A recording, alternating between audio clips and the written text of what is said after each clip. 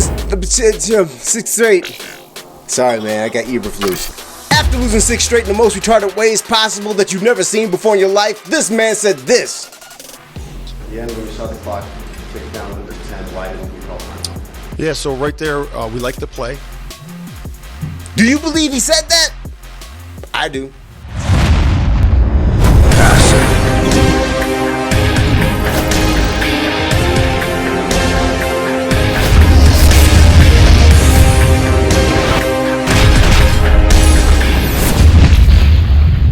Here's your host, 12-inch. Welcome to ASSN. Sometimes a change is needed, and after 104 years, the Chicago Bears have finally made their change.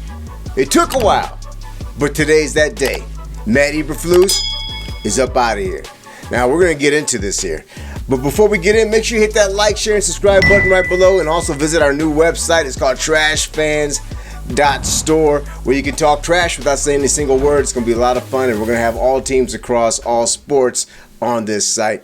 Listen, it took a long time for them to get to this, but sometimes changes have to be made. I understand the Bears have been around for over 104 years, and it's a charter franchise, and the reason why we even have the NFL, but tradition is just not tradition if it's not winning tradition. And today, whether it came from the top, whether it's from Virginia herself who wants to see the Bears win, her son, or maybe it was an alignment of everybody in the front office, this came down that Matt Eberflus had to go because it was apparently obvious. I mean, he was pulling off things that we've never seen in NFL history, let alone Chicago Bears history. And then you have a young quarterback in Caleb Williams who's observing this. So it's like a kid that's being born into this new world. The first thing you don't want to do is get it accustomed to not eating, no love, no care. I'm not saying that Eberflus doesn't love or care for his job and the players, but his abilities or his disability to be able to coach was in your face over so many games. And it's about time they made that change. At this particular point, we're now looking at Thomas Brown coming in as the head coach, as the interim. He has a lot of experience also playing in the NFL, which makes a huge difference as well. Thomas Brown, let's see here, he played for the Atlanta Falcons and the Cleveland Browns. He was a running back. He also coached with many universities like the University of Georgia. He worked his way up in the rankings with the Carolina Panthers. And that was a whole crazy situation over there in Carolina. So you can't really judge him on that. Because Frank Reich was, calling the plays. He was also doing the passing offensive game coordinator position at the same time. Then gave Thomas Brown a shot, I think maybe like for 4 games, maybe 3 or 4 games. Took the play calling back. But Thomas Brown has proven himself to be completely head and shoulders above what we just had with Shane Waldron.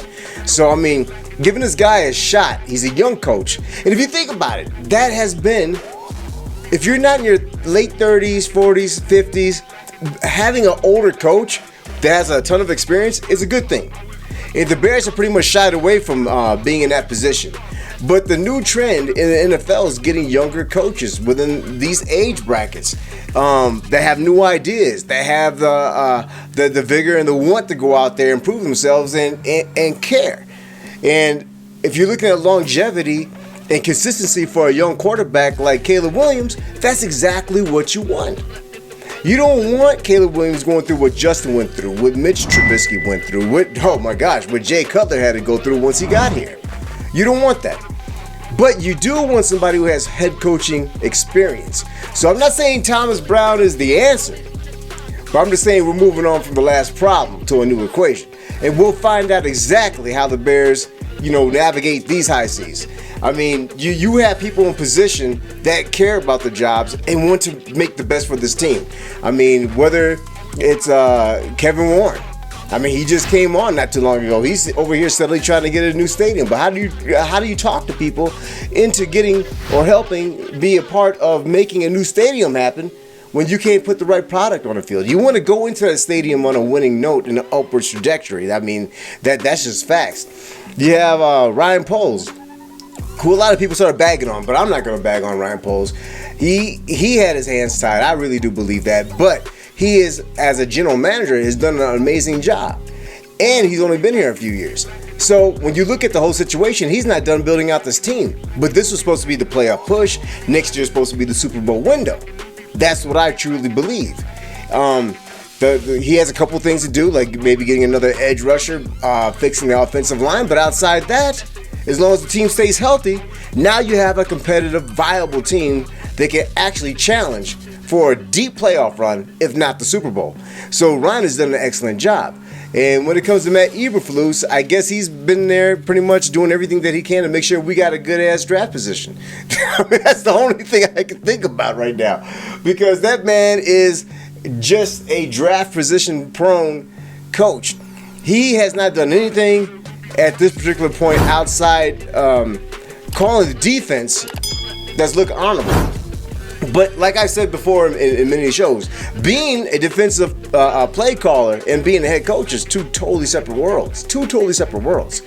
You know, and then you realize who's cut out to be an employer and who should be an employee.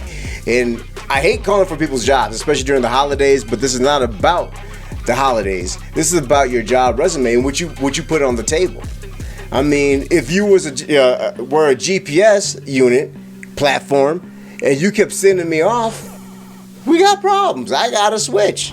I'm going Starlink, baby.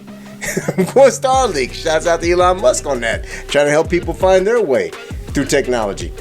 However, with the Chicago Bears, sometimes you have to break the tradition, especially if the tradition is not a winning solution. And finally, the Chicago Bears have done it. I'm actually proud of them because it's something that you have to do to welcome your team into the new era, basically 2025, the back end of 2024, and also to show them that you care.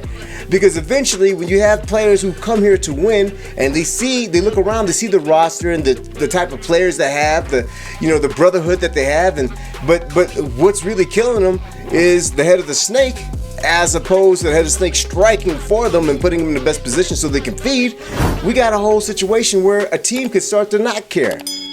And then you make losing okay because you start to detach yourself from the process or the people who are in charge that are supposed to be leading you to victory.